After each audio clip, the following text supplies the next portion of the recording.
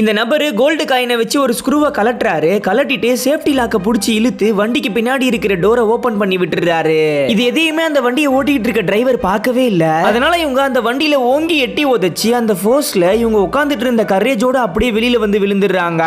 ஆனா இவங்க ரெண்டு பேருடைய கையிலயும் ஒன்னா சேர்த்து ஹேண்ட் கஃப் போட்டு அந்த கரேஜோட சேர்த்து லாக் பண்ணி வச்சிருக்காங்க. அதனால இவங்களுக்கு வேற வழி இல்லாம அந்த சூடான பாலைவனத்துல அந்த கரேஜை இழுத்துக்கிட்டே நடந்து போறாங்க. அப்ப வேற இவங்க திடீர்னு ஒரு உயரமான இடத்துல இருந்து ஸ்லிப் ஆகி அந்த கரேஜோட அப்படியே சறுக்கிக்கிட்டே வந்து கவுந்து விழுந்துடுறாங்க. அப்ப இவங்க கொஞ்சம் தூரத்துல ஒரு பழைய ஏரோப்ளேன் கிராஷ் ஆகி கிடக்கிறத பார்த்துட்டு அந்த இடத்துக்கு போய் அங்க கொட்டி கிடக்கிற ஏரோப்ளேனுடைய பார்ட்ஸ் எல்லாம் வச்சு எப்படியோ அவங்க கையில இருக்கிற லாக்க ஓபன் பண்ணிடுறாங்க. அதுக்கப்புறம் இவங்க காத்தடிக்கிற திசையிலேயே அந்த பிளேனுடைய ஒரு ரெக்கையை மட்டும் தூக்கி பிடிச்சிக்கிட்டு காத்துடைய திசையிலேயே அப்படியே போக ஆரம்பிக்கிறாங்க. இப்ப இவங்களுக்கு ரொம்பவே சந்தோஷமா இருக்கு. பாலைவனத்துல டிராவல் பண்றதுக்கு இந்த பிளைட் இவங்களுக்கு ரொம்பவே உதவியா இருக்கு. அதுக்கப்புறம் இவங்க அந்த பிளைட்லயே போய் அங்க இருந்து ஒரு வீடை மோதிடுறாங்க. அதுக்கு பகரமா அந்த வீட்டுடைய ஓனருக்கு அந்த கோல்டு காயினை கொடுத்துட்டு அவர்கிட்ட இருக்கிற